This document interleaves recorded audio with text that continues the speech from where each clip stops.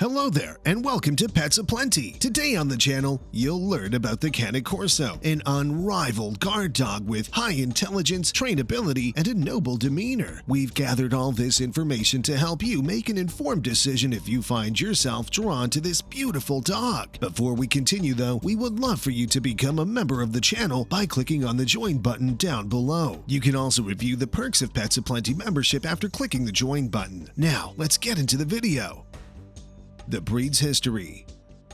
The Cane Corso and other Mastiff-type dogs have the Molossus as a common ancestor. Their history begins in ancient Italy. The name comes from two sources, the Italian word for dog, cane, and the Latin word cohors, which means protector or guardian. The armies who conquered and inhabited the Greek islands at the height of the Roman Empire carried Molosses back to Italy, where they were crossed with local Italian varieties. For centuries, the Corso was a common sight among Italy's scattered farmsteads and meadows. The Cane Corso has been used as a watchdog, a fighting dog, and a talented game hunter from the beginning of the breed, including a huge game. The current Corso and its bigger cousin, the Neapolitan Mastiff, both have their roots in these hybrids. Fearless canines that stormed enemy lines with buckets of burning oil attached to their backs, the original Corsi earned their reputation as dogs of conquest. The modern Corsi is a sleek, graceful dog, but it's thought that the ancestors of the breed were more prominent and slower moving. Wartime deaths and destruction significantly reduced the Cane Corso population, but a tiny yet dedicated community of dog lovers persevered. Cane Corso lovers were responsible for the breed's renaissance in the 1970s. In 1988, the first Cane Corsos were brought to the United States. In 2007, the breed was accepted into the AKC's various divisions. In 2010, it was officially recognized as part of the organization's working group. Appearance. The Cane Corso is an enormous, powerful dog. Corsos are huge, stocky, and muscular dogs. Males average 25 to 27.5 inches at the withers, while females average 23.5 to 26 inches. Normal body mass is between 90 to 120 pounds, keeping with average height. The intimidating look of these dogs is their first line of protection against potential predators. They also have massive heads, alert faces, and rippling muscles under their short, stiff coat. Like any large guard dog, they benefit significantly from being raised around humans and other pets from an early age. Temperament. Corsos are forceful and headstrong, but they're also bright, loyal, ready to please, adaptable, and passionately faithful to their human companions. This dog breed is known to form strong attachments to its human family members, serving as a reliable guardian. Although the Corso may turn violent and dangerous in the wrong hands if his owner lacks self-assurance and consistency and fails to keep the dog under control. The perfect Corso is obedient and kind toward his family, especially the kids. Getting him there will involve early on in life instruction and socializing. The intelligence of the Corso is extraordinary. When you include his dominant personality, it's easy to see how he might take control of the home without authoritative guidance and limits. The Cane Corso can get along with kids and build deep relationships with them if they're handled and socialized correctly. Nonetheless, young children should be monitored and taught proper conduct around dogs. Socialization.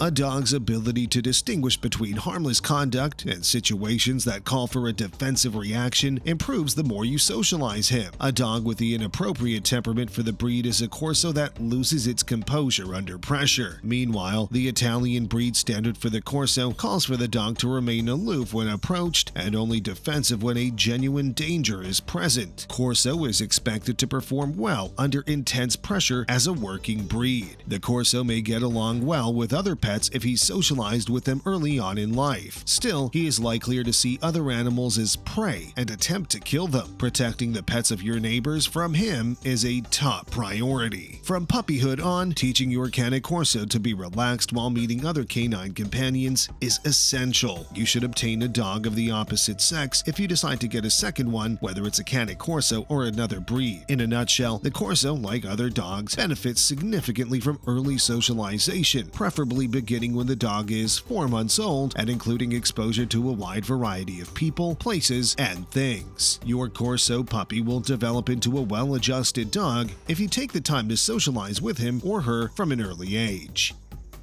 Grooming.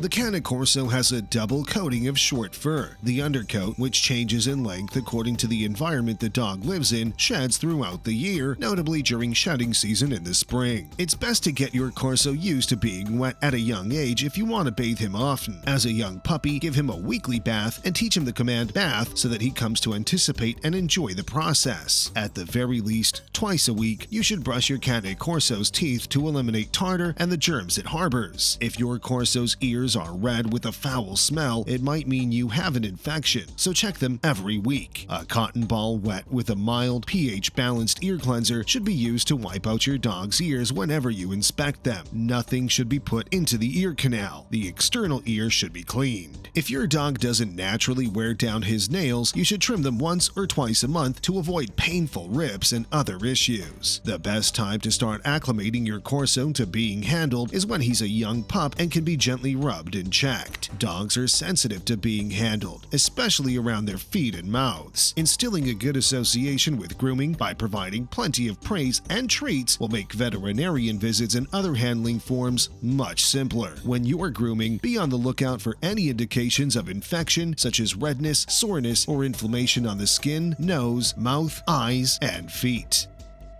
Exercise.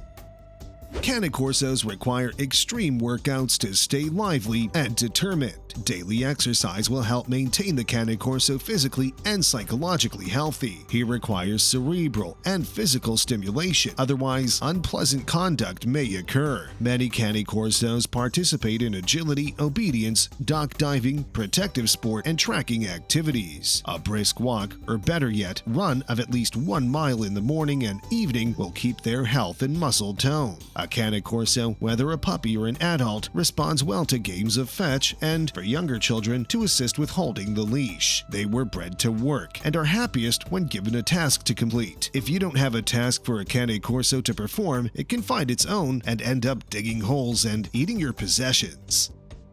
Training.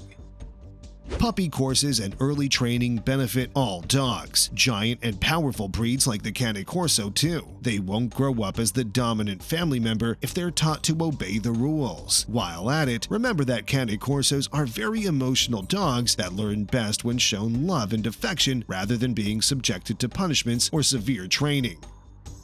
Diet and nutrition.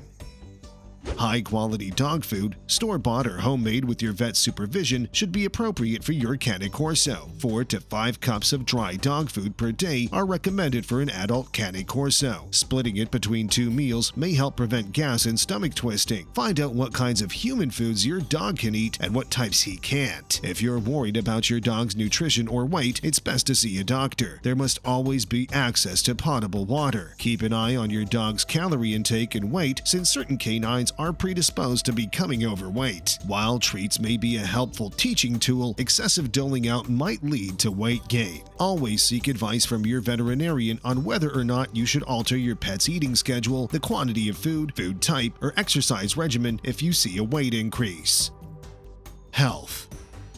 Although Corsos are typically healthy, they are susceptible to the same hereditary diseases that affect other dog breeds. It's vital to be aware of these illnesses if you're considering getting a Corso. However, not all Corsos are susceptible to them. Responsible breeders of Cane Corsos check for problems including hip dysplasia, idiopathic epilepsy, Demodex mange, and eyelid anomalies to ensure their puppies are healthy. Bloat is a sudden and sometimes fatal gastrointestinal disease that affects large and deep-chested breeds. Owners of Cane Corsos would be well to familiarize themselves with the warning indications of the breed and the measures that may be taken in response. Taking your Corso out for regular checks is an excellent way to maintain an overall healthy dog. How often do you visit the vet? Let us know in the comments section. Consider becoming a member of the channel by clicking the join button to get early access to our upcoming videos plus other membership perks. Also, check out our playlists and click on the video links that pop up at the end of this video. Thank you for watching.